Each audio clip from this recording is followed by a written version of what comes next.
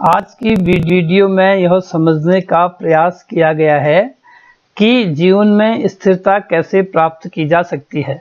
इस वीडियो को देखने के लिए हो सकता है आपको बहुत ही ध्यानपूर्वक बैठना पड़े। मैं पूर्ण विश्वास के साथ कह सकता हूं कि ऐसे वीडियो बार बार नहीं मिल सकते। यह वीडियो आपकी सोच को सही दिशा में देने में महत्वपूर्ण योगदान दे सकता है। वीडियो यदि एक बार में पूरा समझ न आए तो कृपया पुनः देखिएगा। सही निष्कर्ष तक पहुंचने के लिए वीडियो को अंत तक देखिएगा। यदि अभी तक सब्सक्राइब नहीं किया है और आपकी इच्छा करे तो सब्सक्राइब कर दीजिएगा। जहां कुछ भी चलायमान नहीं है वहीं सब कुछ स्थिर है। एक जगह जम जाना या टिक जाना, जड़ होना भी स्थिर होना नहीं है। यह भौतिक परिस्थितियों से बहुत आगे की स्थिति है। हमारा शरीर भौतिक है, अर्थात सूक्ष्म ज्ञान से पूर्व भौतिक शरीर का महत्व है। इसको सूक्ष्म विधियों से स्थिर किया जाना है। यह समझना बहुत ही कठिन है कि स्थिरता सूक्ष्मता के माध्यम से ही संभव हो सकती है और इसका रास्ता शरीर की ठोस भौतिकता से होकर ही गुजरता है। अब यह जानना आवश्यक है कि कब भौतिकता सूक्ष्मता का रूप धारण करती है और कब सूक्ष्मता भौतिकता के माध्यम से प्रकट होकर स्थिर हो जाती है। इसलिए न तो स्थिरता भौतिक है और न ही सूक्ष्म है। यह तो मानसिक स्थिति का वह स्वरूप है जो उन महान ऊंचाइयों को छूता हुआ सोच को उन गहराइयों में लेकर जाता है जहां कुछ भी चलायमान नहीं है, जहां सब कुछ स्थिर है। मन की चंचलता भी वहां पहुंचकर अपना स्वरूप खो बैठती है। सोच को अपना अंतिम पड़ाव मिल जाता है। अब यहाँ से शुरू होती हैं अनहद यात्राओं की वो स्थितियां जहां से पीर पैगंबर संसार को स्थिरता प्रदान करने हेतु चलायमान हो जाते हैं। वो स्थिरता जो जीवन को उसका मकसद समझाती हुई निरंतर यात्रा की ओर बढ़ने को प्रेरित करती है। जीवन का एकमात्र महान उद्देश्य यही स्थिर हो जाना है। स्थिर हो जाने की जानकारी होना स्थिरता की ओर बढ़ता हुआ पहला कदम है। अन्यथा जैसे बाबा हरदेव सिंह जी महाराज ने कहा कि हर चलना पहुंचना नहीं होता। यदि हर चलना यात्रा का अंग नहीं होता। यात्रा उद्देशित होती है। अगर उद्देशित न हो तो भटकना भी पड़ सकता है।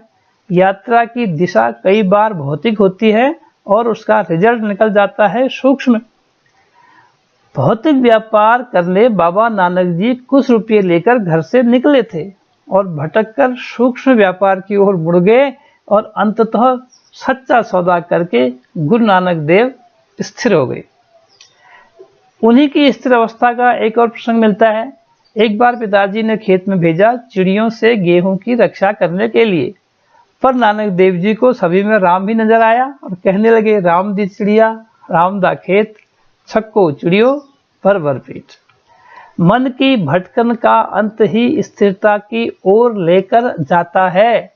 स्थिर होता है भ्रम से, आंतरिक झंझावातों से।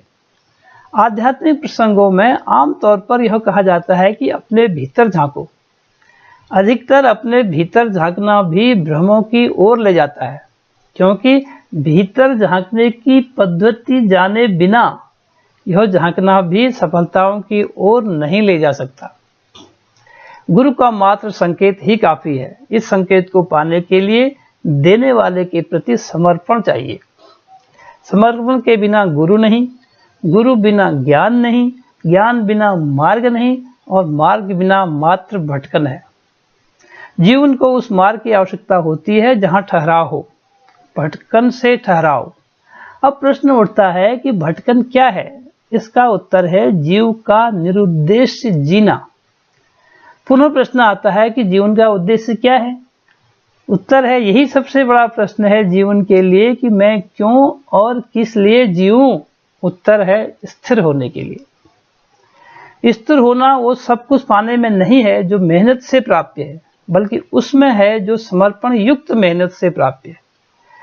सांसारिक परिस्थितियों में जो भी मिलता है वह मेहनत से प्राप्त किया जाता है, इसलिए वो क्षणिक प्रसन्नतादायक, क्षणिक सुखदायक, क्षणिक शांतिदायक है।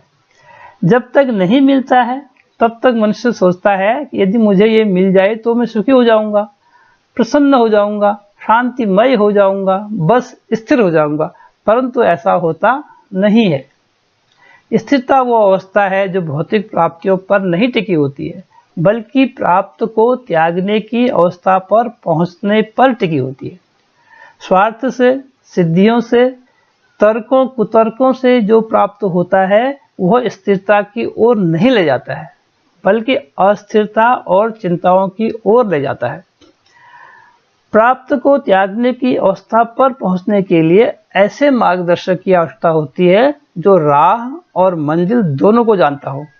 मंजिल ज्ञान को रेखांकित करती है, राह जीवन को। दोनों के संतुलन से वो आत्मिक स्थिति पैदा हो जाती है जो स्थिरता को जन्म देती है। इसलिए जीवन में ऐसा गुरु चाहिए जो मार्ग और मंजिल दोनों का उत्तरदायित्व ले, तब इसके फलस्वरूप उत्पाद के रूप में स्थिरता प्रकट होती है, जहां सब कुछ चलायमान होता है जबकि धैर्य और मानसिक संतुलन स्थिर होते हैं।